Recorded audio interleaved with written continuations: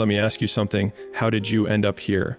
Waking up to an alarm you hate, driving to a job you barely tolerate, working with people you didn't choose, doing tasks you don't care about just to pay bills you wish you didn't have, and then doing it all again tomorrow.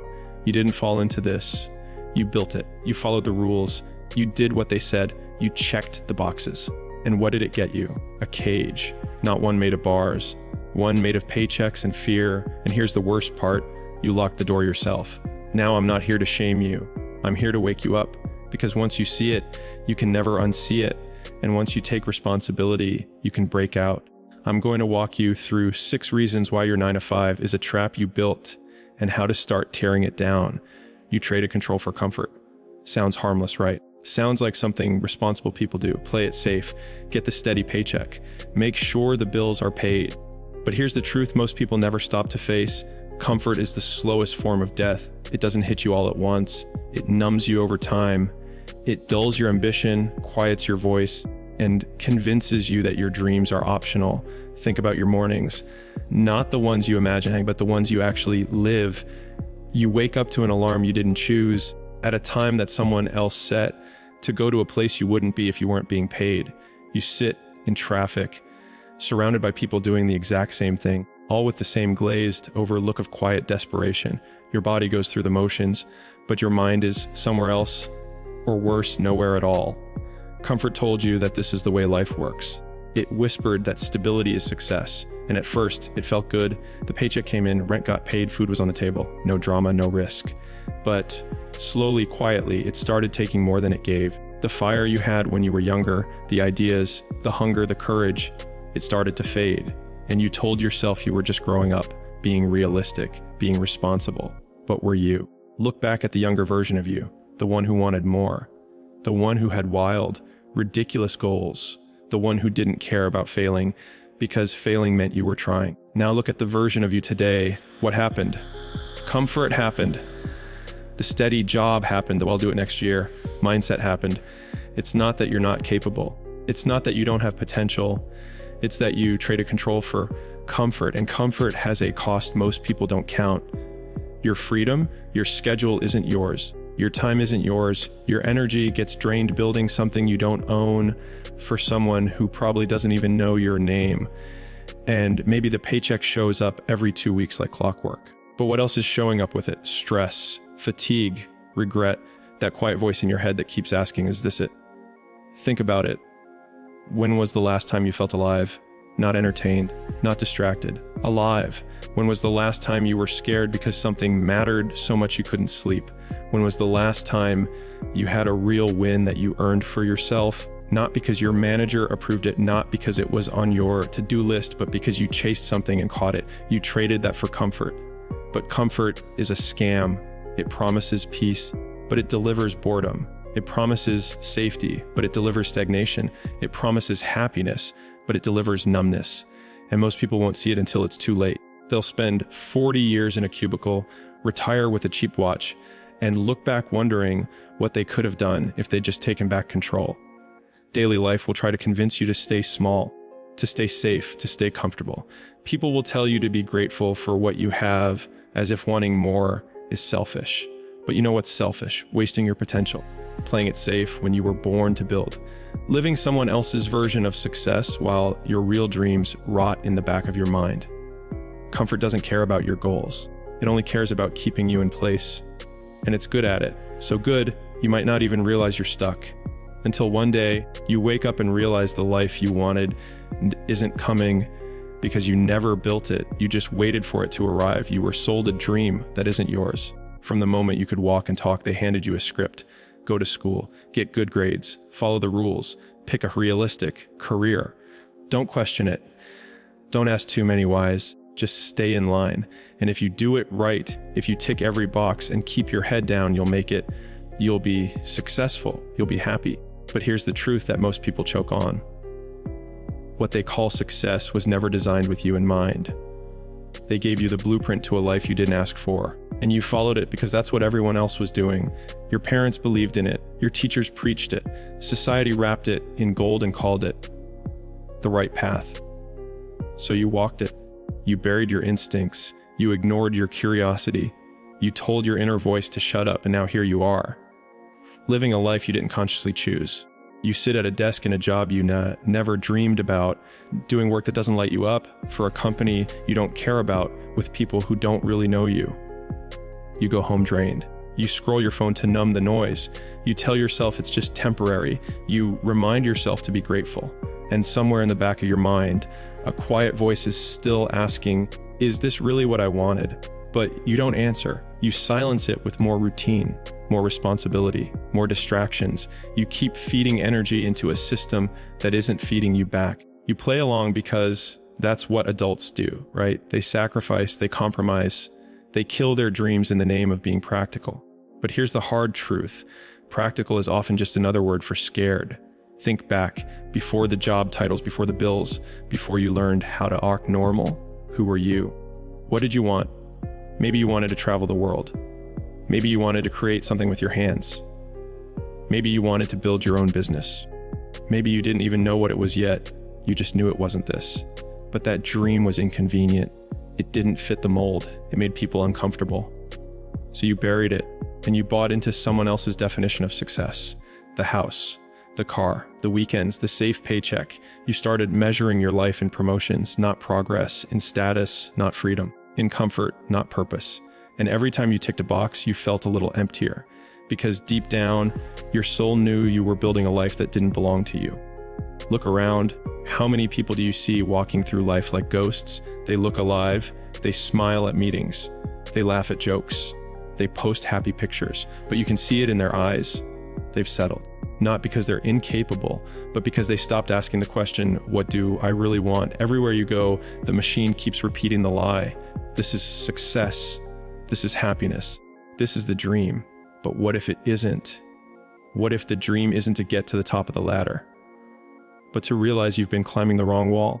There are people out there right now who rejected the script, who tore it up and started writing their own. They're not smarter than you. They're not luckier than you. They just refused to settle for a life that felt like someone else's idea of achievement. They chose alignment over approval, freedom over familiarity. They didn't wait for permission. They didn't wait to feel ready. They just decided that their dream was worth the risk, and that decision changed everything. You think someday is a strategy. It sounds harmless, even responsible. Someday I'll start that business. Someday I'll leave this job. Someday I'll chase that idea. Someday I'll live life on my own terms. And it feels smart because you're planning, right? You're being patient, right? But let's be honest, someday is a lie. It's the most dangerous illusion we tell ourselves because it doesn't demand anything today. It lets you sleep at night without changing. It makes you feel like you're moving forward while standing completely still. Look at your own life. How many things have you pushed into the someday drawer?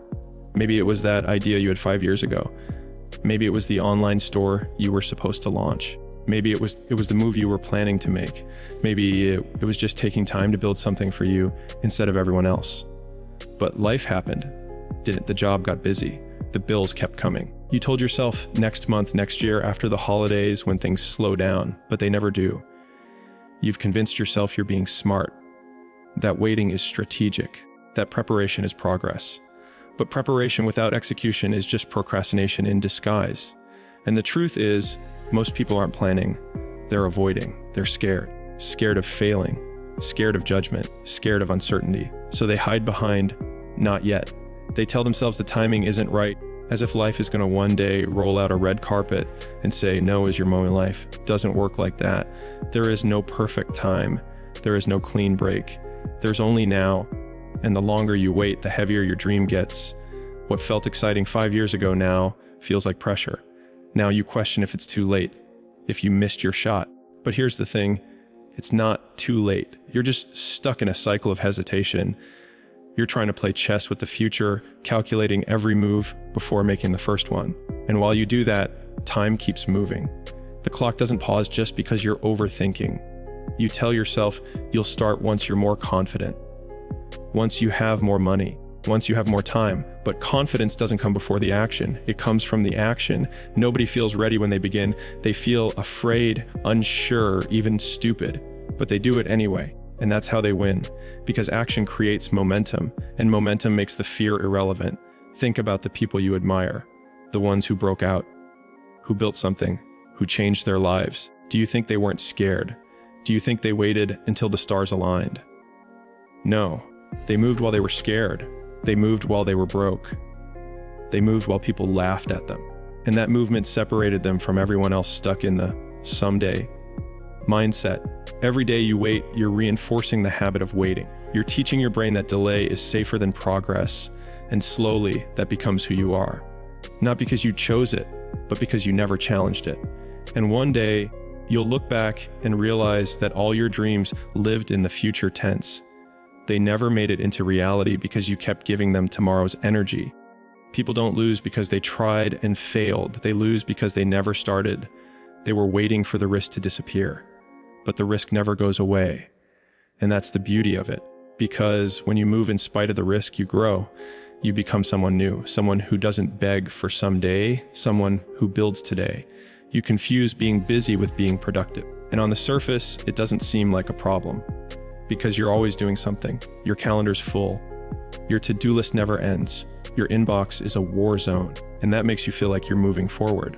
But here's the question nobody wants to answer. Forward toward what? Most people aren't building their dream. They're just surviving their schedule. They mistake activity for achievement. They're spinning in circles and calling it progress. They get to the end of each day exhausted, worn out, completely spent, and yet nothing has really changed. Their life looks the same as it did last week, last month, last year, and they wonder why they feel stuck. It's because movement doesn't always mean momentum. Think about your typical workday.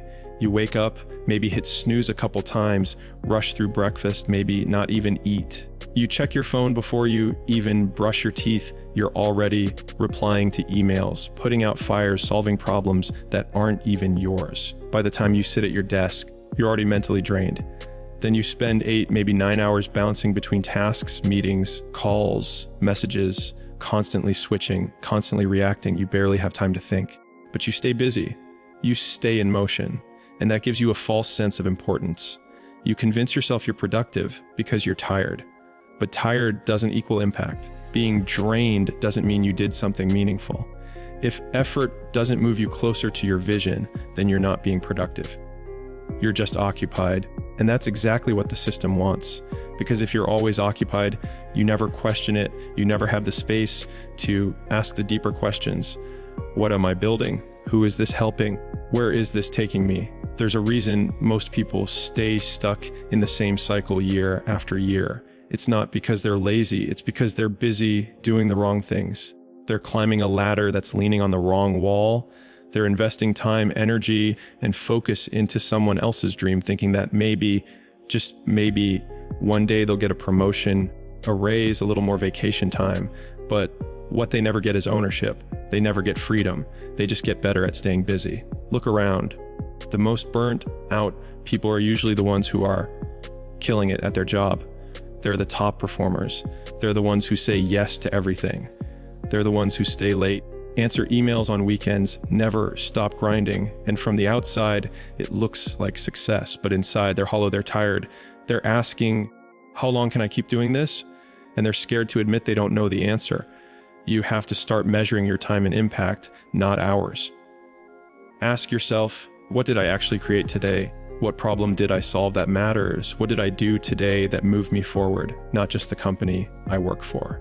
Because if every day is spent crossing things off someone else's list, you're not building a life, you're just maintaining one.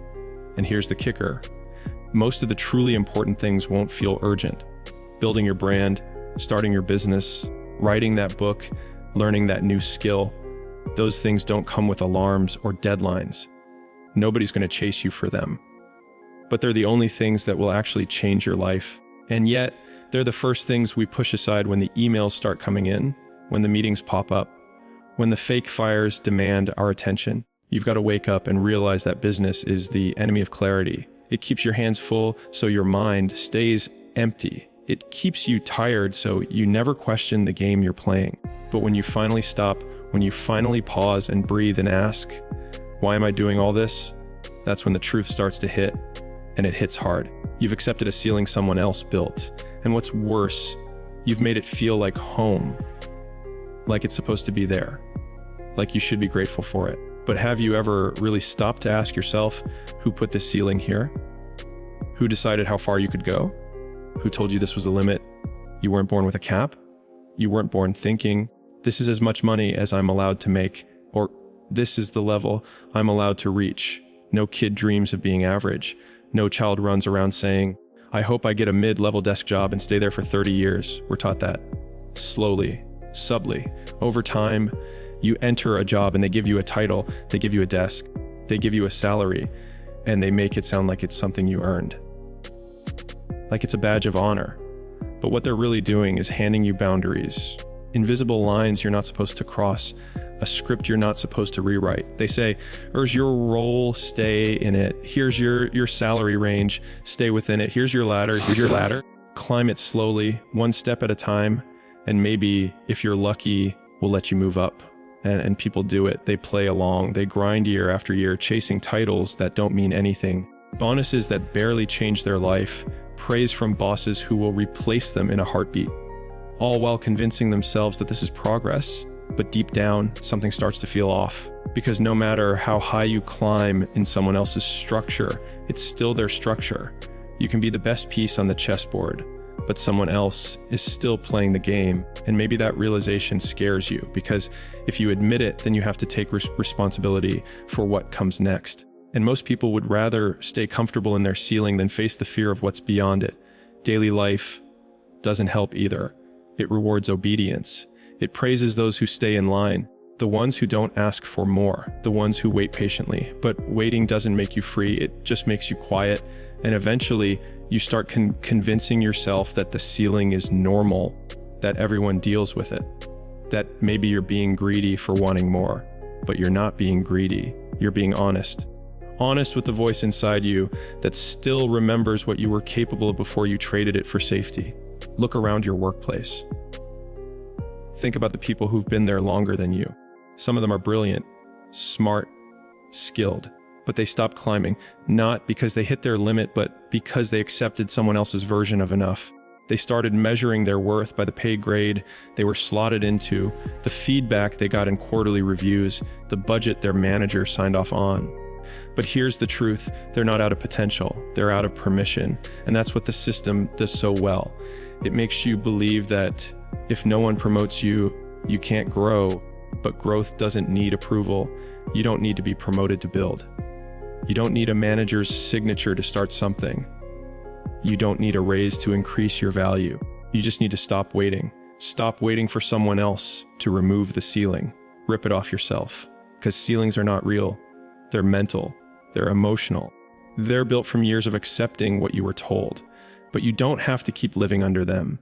You can build your own structure, one with no limits, one where your value isn't capped, where your effort has no ceiling, where your ambition isn't filtered through someone else's agenda. You were not put here to be managed. You were not born to be boxed in. You were built to break the ceiling, not sit under it. You forgot you have options, and that's one of the most dangerous forms of blindness. Because when you forget that you can choose, you start to believe that where you are is where you're supposed to be. You start thinking that stuck is normal, that settling is just part of being an adult. And every time that little voice inside you tries to whisper something louder, something bigger, you silence it with routines, responsibilities, and reasons. But let's get real. Those reasons are excuses in disguise. Excuses dressed up in logic. You say things like, I can't just quit. I have bills. I've got a family. It's not that bad. I should be grateful. And all of it sounds responsible, mature, rational. But here's the truth. None of it is coming from power. It's all coming from fear. Fear that if you step off the path, you'll fall.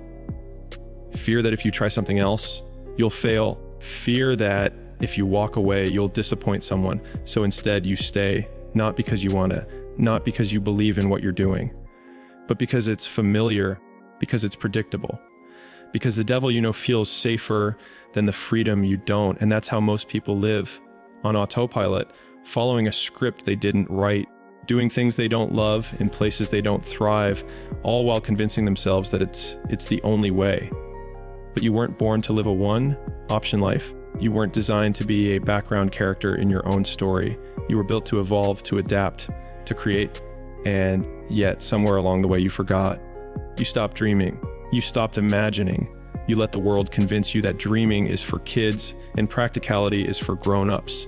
But the most practical thing you can do is build a life that actually lights you up, because no amount of money, comfort, or job security will fix a soul that knows it's in the wrong place. Look at your daily routine, not the highlight reel, the real stuff, the commute, the meetings, the people you talk to, the work you do, the thoughts you have. Ask yourself, is this me?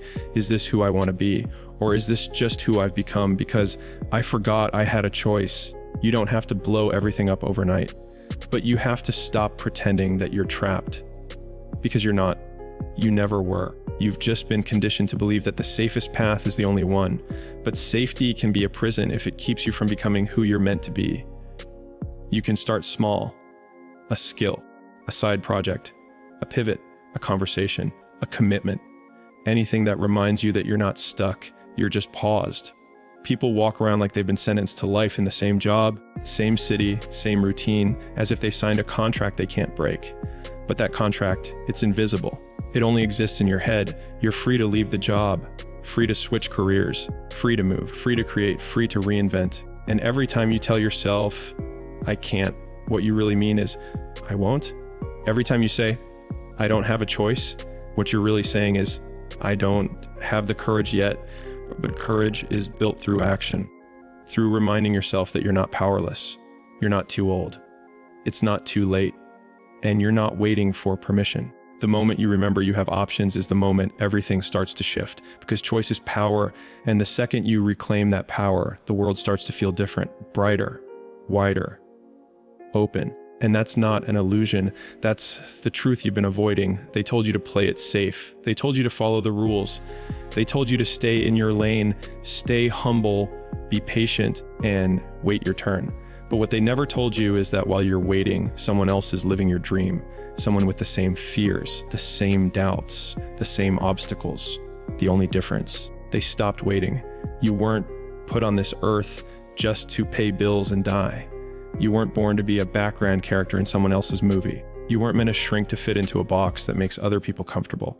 You were meant to stretch, to grow, to break things, to fall, to rise, to become more than anyone ever thought possible. Not because you had all the answers, but because you had the audacity to try. And maybe you've fallen into the routine.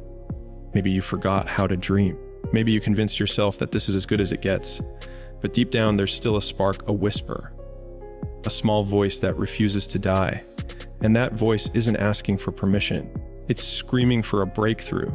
It's daring you to remember who you were before the world told you who you had to be. It's time to kill the old story. The story that says you're not ready. The story that says you don't have enough. The story that says it's too risky, too late, too unrealistic. Because that story is the real trap. It's the silent killer of dreams.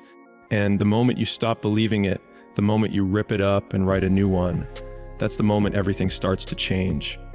You don't need to see the whole staircase. You just need to take the first step. You don't need to know how it ends. You just need to believe that you can begin. You don't need to be perfect. You just need to be relentless. Every master was once a beginner. Every legend was once laughed at. Every champion was once underestimated. And every single one of them made a decision. The decision to stop playing small. Comfort is easy. Survival is common. But greatness is earned. Greatness is uncomfortable. Greatness demands you go all in on a version of yourself you haven't met yet.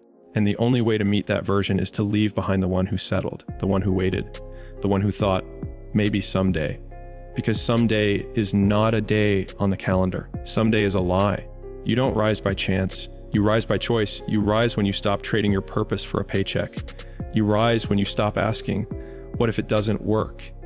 And start asking, what if it does?